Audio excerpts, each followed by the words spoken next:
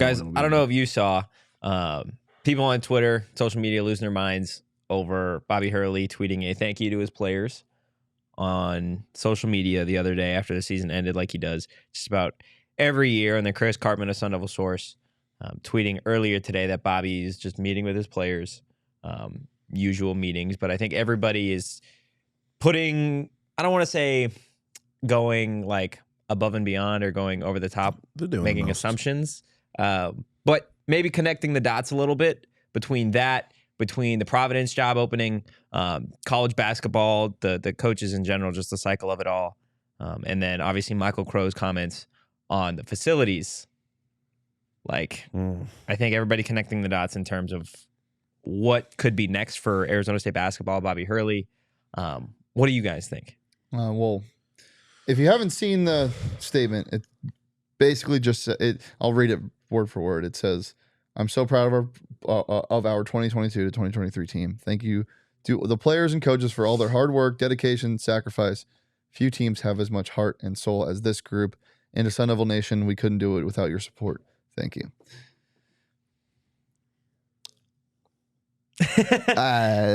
Why are people freaking out? I understand why people are freaking out because of, as you said, in light of Crow's comments, and he's only got 1 year left on his contract. Yeah, you put this statement in a vacuum, it means nothing. With the current situation, sure.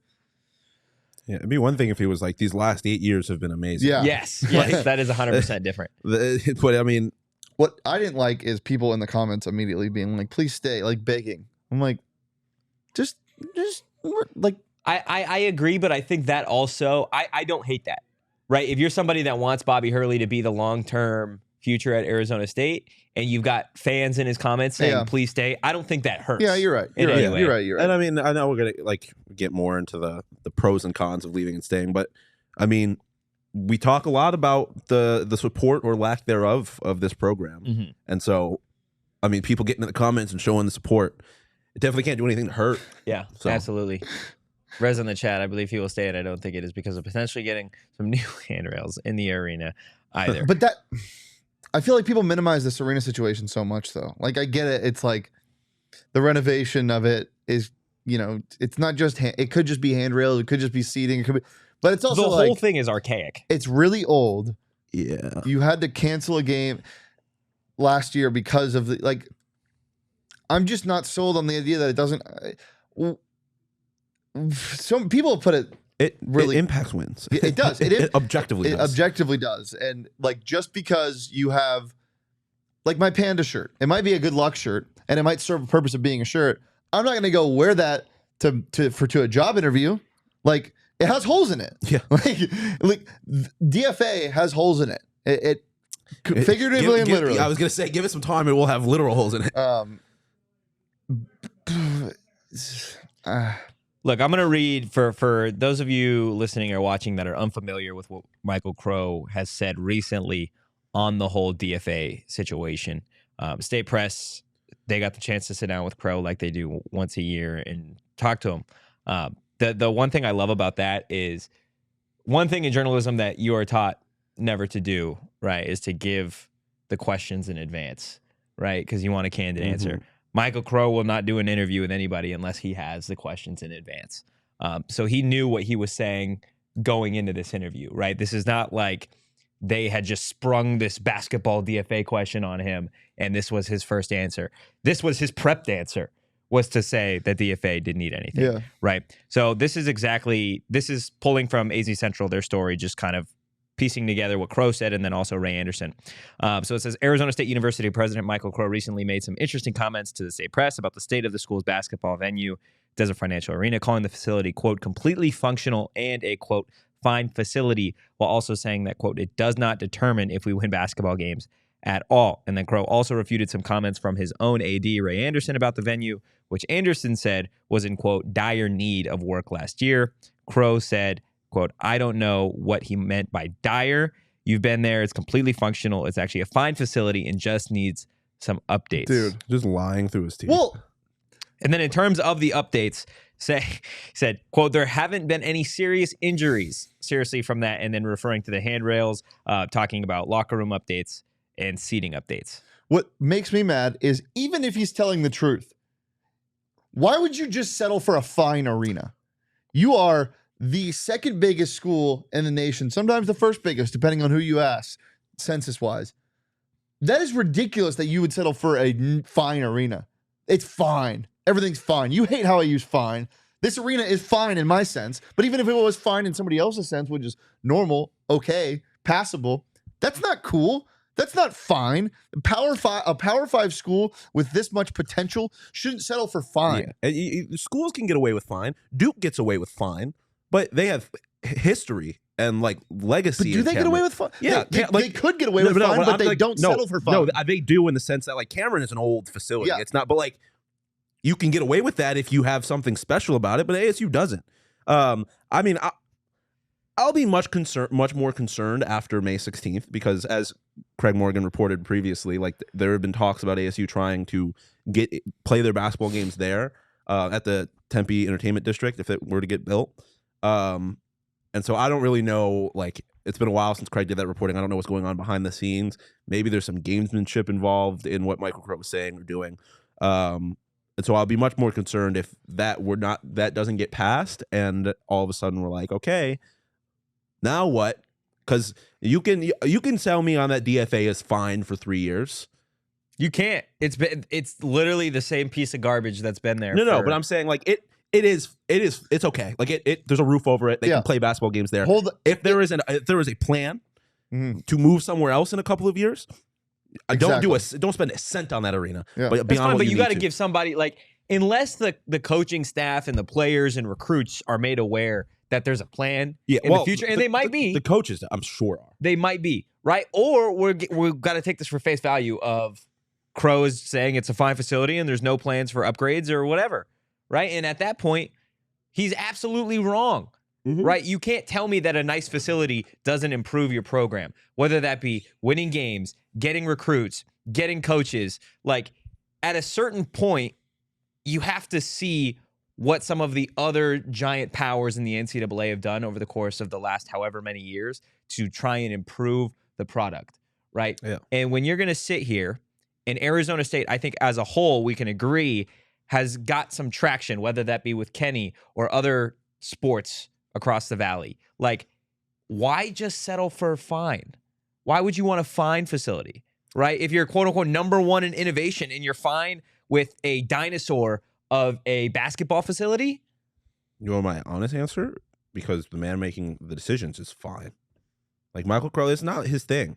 He clearly does not really give a shit about athletics the way a president or chancellor needs to care about athletics to have them be successful, like the University of Arizona. Like Shane and I were talking about it. We both read this article that was released earlier today by I forget what was his name off the top of your head. Canzano. John Canzano. And like you look at it, who are the two best teams in basketball in the conference? Objectively speaking, it's UCLA and University of Arizona. Yep. What two schools spend the most money on basketball? Ironically enough, it's the University of Arizona and UCLA. Yeah. Arizona didn't charter or didn't take a single commercial flight this year. Can you give me the top 4, Toshri? Off the top of your head, can you just guess? U of A, UCLA, Oregon. Yep. Let's go. It's not USC. No. It's one that is kind of spitting in the face of this rule, but give me Washington State. Utah. No close. Oh, Utah? Yeah. I thought Washington was up there. Washington is this tied with Utah. Oh, okay. Yeah. Arizona, UCLA, 12.2, 11.9 million. ASU, 8.9. There's a lot of good stuff in this article. We can link it to you guys in the chat if you want it. And I mean, and also these facilities and stuff, like you look at Utah, men had an okay season. Look what their women are doing now. Like, well, they're one of the best teams in the country. Emma, can you scroll up a little bit? Reza said, but it's not just these historical programs that's fun money. It's teams that are getting better on the up and up, like TCU. Yeah. TCU just had a $40 million upgrade in all of their facilities. 8.9 million for ASU a year. And just look what they've done over the course of the last 5 years. Everything. National championship appearance in football. Another deep run in basketball, just getting eliminated last night. Gave Gonzaga a run for their money. Covered even. But it's so upsetting because if you want to talk all this talk about where you want to be and the new age of sports and whatever, and why aren't people supporting us, and then you turn around and say like, screw off, Bobby. We don't care. We told you we would upgrade your facilities. We don't care. Go have fun in the Big East. Like it's upsetting, and it's so disrespectful. I would argue that facilities, right? They can get players to play harder. They can get fans to show up more. Just look at Mullet Arena. Like I'm going to be honest. I don't know how many ASU hockey games that I went to when they were at their old facility, but I guarantee you that they weren't selling out the student section the way that they are at Mullet. Well, that was a lot easier to sell out. There was like, but still, 200 seats. You get a new facility. It gets hope around the program. Well, yeah, I mean, they got a new facility, and then they look at the recruits that they got, or the transfers they got. They got Robert Mastrosimone. They got Semp. Like, some of, like, top-tier players. And that doesn't happen at Oceanside. But as Coach Evan B points out in the chat, we're not even asking for that. We're not asking for a total renovation. He says Utah's basketball arena is the exact same design as ASU's. All they did was update lighting, sound, video boards, and it looks great. Maybe some seating concessions. Like, that's all. That's all, man. Yeah. That's all. Maybe make sure that the environment you work out in is safe and that the plumbing works. But other than that, that's all we're asking for. That's all we're asking for, man. I would argue you start with the locker rooms. Yeah. Right? You want to get players.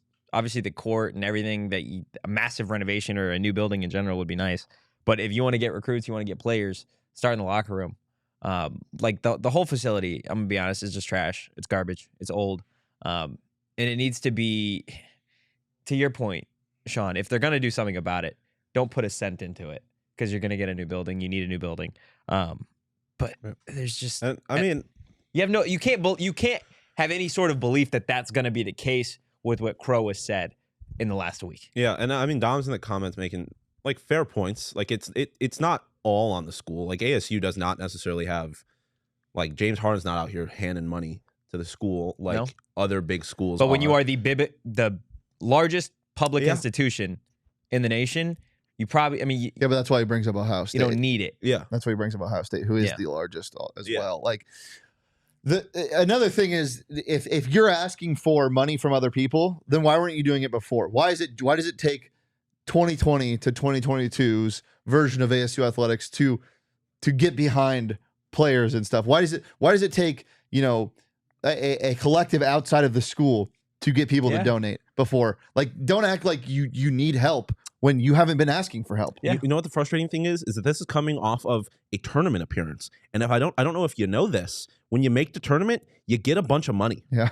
And you get money for other schools being in the tournament too, which is I know you probably don't want to hear. That's probably part of why it kind of sucks that U of A got eliminated early, but it is what it is. It would be a nice parting gift from UCLA to go win a natty. Yeah. Give us some money and then fuck off to the Big Ten. But I mean, there's a lot of legs to this. Like, it is not solely on the school to put stuff in. But if you're James Harden, for example, who, I mean, has an interesting relationship with the university as it is, but like, say he didn't and he loved the school, but you're sitting here and you're like, you want to give money, but Michael Crow's sitting there like, I don't really care. It doesn't really need it. Then, like, why would you go take it on yourself to do that? Like, other schools, they don't beg, but they kind of beg. Like, they will ask people for money and show that they are willing to put in investments. I mean, but even if it's not only on Crow, if a company is failing and you see that it's failing and the employees are going crazy, the person to make sure that things don't completely blow up is the person in charge. No, that's what I'm saying. Like, if you look around and yes, it takes a village, but if the fucking mayor is like, it's fine, it's fine, we're fine, then why would the village do shit? Yeah, exactly. So I don't understand what Crow. Like I said, maybe there's some kind of gamesmanship in the background that I don't fully understand. Yeah, but what game are you playing? Because you've been playing it for a while now. On its face, I don't understand the point of making the comments. Even if the game that you're playing is about what you're going to be, going into this new arena later down the road, even if that's the game that you're playing, if you don't figure out and play the game with Bobby right now and he leaves, then fuck the game. It doesn't matter. You lost what you wanted anyway. Yeah, 100%. Makes no sense. I have a question for you guys. Yeah. So at U of A, they have donors that basically apply pressure to get things done to some degree. Right now, they invest a lot of money into the basketball arena, got renovated, and all those things. Does that not happen at ASU? Is there not donors that are big enough into sports that really push the envelope for Michael Crow and the athletic department? I think in the past, and this is just speaking on football, donors were really hesitant after the whole Herm experiment. And during the whole Herm experiment, whether it be large donors or season ticket holders, were, I don't want to say afraid, but they were playing their cards pretty close to their chest, just waiting to see what was going to happen with that situation and the way that they handled it.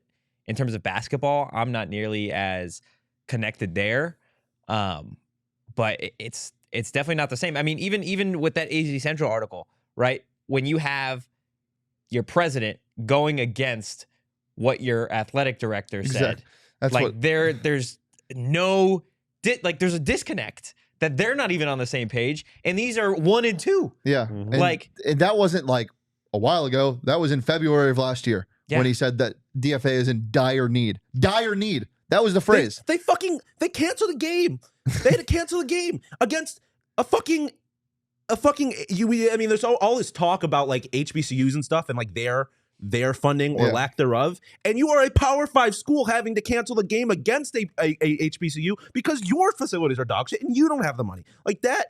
How are you? There is no way that over the course of a year with no renovations to make note of, that it's fine now. You don't cancel games. It sucks because it's not just affecting wins and losses and recruiting and whatnot. It's affecting people like us too, who are clamoring and pleading, please support, go to the games. This makes it so hard to support. Yeah. It's the people in charge don't even care. Yeah. Saul, did you have another thing or no? I was just curious about that because that's one thing that happens down at the U of A. And to your point, for at least for the last decade, I'd say the president and the athletic director have mostly been in unison in terms of support of the athletics program. Definitely seems like there's a disconnect here, and I just don't understand that at all. Yeah. I don't understand. Like, again, we can talk about the sleeping giant bullshit all day long, but again, ASU should be in the top 20, 25 of the country in terms of facilities, and they are far from, and it's unfortunate. I don't think it's a sleeping giant. I think there was just a small man who is in charge of everything who is asleep. No, he's awake. He's awake. Barely. Just get your house in but, order. I mean, this Get goes your back, house in order, This dude. goes back to the conversation we were having back when Ray was making the NIL comments about how they're not interested really in doing NIL. And everyone was quick to point fingers at Ray. But I was like, listen, this might be a Michael Crow thing. And I'm starting to think I was right. Like, Michael Crow just is not invested in this shit like he needs to be for athletic programs to be successful. And football is a little different because football is an enigma and it can exist in its own right. And especially when you have a guy like Kenny. But a school like basketball is not going to be able to do that. There's no activating the valley with basketball like Kenny has done with football. You're going to need institutional support that it clearly does not have. 1968, the chat saying Bobby Hurley is going to Duke to win a national championship. If this was last year, Yeah. oh boy, Oh boy. then they would be full panic. Oh God, but they have their guy. That's okay. Well, so let's talk about that then. What our conversation over the last 20 minutes and change does for Bobby Hurley, right? If you are him in this situation and you've heard what Michael Crow has to say, you've obviously the relationship that Bobby and Ray have with everything that went down at DFA some years ago, like the Providence job opening up college basketball in general. You've got now the coaching carousel, right? And I don't want to put all eyes on Providence, but like It's the obvious one. connecting the dots, right? That situation opens up. Bobby's from New Jersey. I want to say it's about 190 miles away. Like, and you've only got one more year left on your contract if you're Bobby. Like, what is going on, do you think, in his head right now? You can't say because we don't. First of all, I don't like speaking for other people. Second of all, I think it would be impossible to speak for a guy like Bobby, who he could be thinking anything at this point. We know that him and his brother don't want to play each other. Like he said that he doesn't. At least they've previously spoken Yeah, of. They didn't want to. Yeah. They don't like playing each other. Bobby specifically doesn't want a non-conference game against his brother. Doesn't want to play him. Hey, But he did specify non-conference. yeah, that's exactly where I was going. He did specify non-conference. Whether that is semantics or not, you can look into that. Obviously, Providence being in the Big East, Dan Hurley coaching at UConn. I don't see a world where anything would change there. But it is the one that makes the most sense. Yeah, I mean, you take away Dan and UConn, like it is a pretty good job. Like I don't fully understand why Ed Cooley left for the team that was in the basement of that conference, but I mean, you look at that conference, like they had 5 teams in the tournament, and like the teams that weren't, like St. John's just hired Rick Pitino. Villanova won a national championship a couple years ago. Like. And Georgetown, who was at the bottom of the conference, is one of the most historic programs in college basketball. Like, there's plenty of reason, especially when you look at the state of the Big 12 or the Pac-12, Pac-10. Who knows what's going to happen there? Like, there's plenty of reasons why that's a very interesting job. But is it that interesting? Like, I don't know. Look, when all this stuff happened yesterday, like, I mean, and by all this stuff, I mean when literally nothing happened yesterday and everyone just decided to start freaking out. I was like, what are we doing? Really?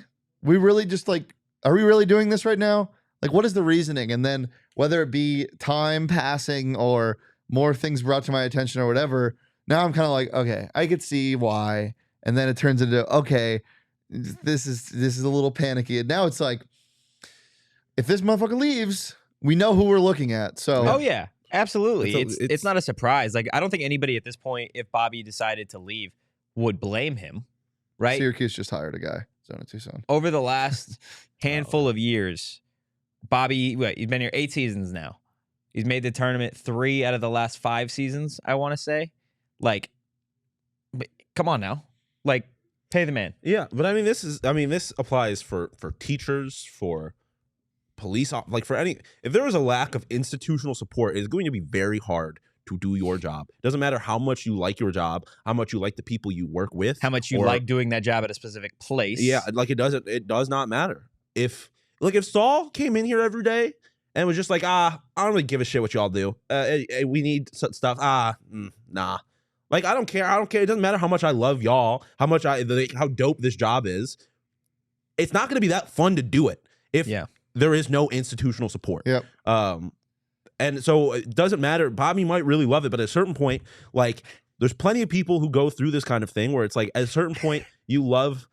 Just to preface, Saul is not like that. Oh, he's not. That's what I'm saying. He said if. I said if. But like, there's plenty of people like that. They get to crossroads in their life where they're like, I like a lot about what I do, but there is just like, at the end of the day, it's not best for me. And Michael Crow is kind of starting to put Bobby in that situation where he's going to have to weigh those things. And yeah, if Bobby does move on, whether it's regardless of where it is, it's hard to point fingers anywhere else other than, I mean, unless fucking, I don't know, whoever comes in and offers him a lifetime contract for billions of dollars, then it doesn't matter what's going on here. But like, if it's Providence, for example, I don't think that's gonna. I don't think that's what's happening. You have to point fingers at Michael Crow. Yeah, as Dom says though in the chat, Providence is basketball school. That's all they care about. Live and breathe it. Yeah. The next, and I mean, Duke is a basketball school. But as much as it would hurt, I would love to see that. Like from a college basketball, just a college basketball fan perspective. The Big East. Listen, I love the Big East. It's my favorite conference in basketball. I mean, not so much recently, but historically, I grew up a Big East guy. And the Big East looks like it's up. Like it's you got Marquette as a 2 seed. You got UConn looking like they're on their way back.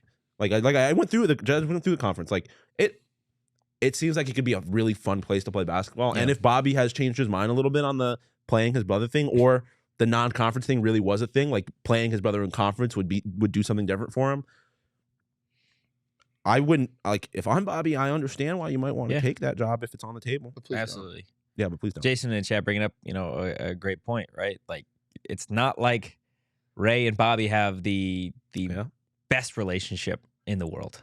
But at least he understands that the facilities need to be upgraded. At least he, of all people. Yeah, right? It's him.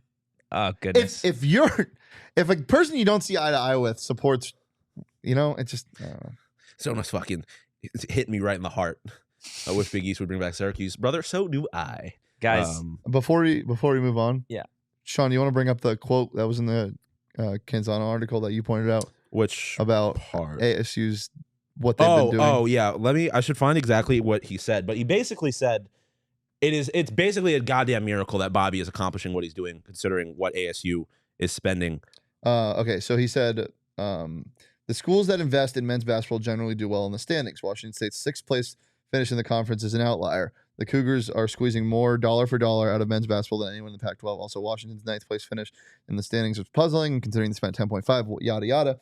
But the job that Coach Bobby Hurley did in getting Arizona State to the NCAA Tournament this season looks even more remarkable, given the modest men's basketball investment of only $8.9 million.